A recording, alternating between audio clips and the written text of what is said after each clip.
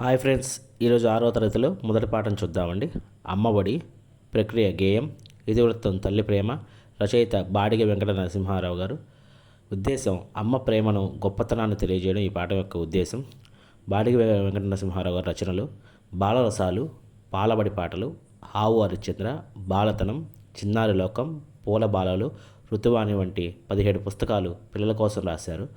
బాలబందిగా ప్రసిద్ధి చెందారు. అనార్కలి నరసింహారావుగా ఖ్యాతి గడించారు. ఇక ఈ రచనలకు సంబంధించినటువంటి చిన్న కోడ్ నేను ఇవ్వడం జరిగింది. పూల ఋతువులో చిన్నారి బాలలు ఆవు పాలు తాగారు.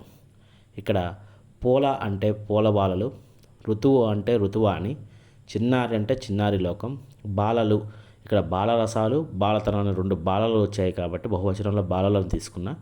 ఆవు ఆవు హరిశ్చంద్ర, పాలు పాలబడి పాటలు. ఇలా పూల ఋతువులో చిన్నారి బాలలు ఆవు పాలు తాగారనే కోడ్ ద్వారా ఈజీగా మనం గుర్తుంచుకోవచ్చు.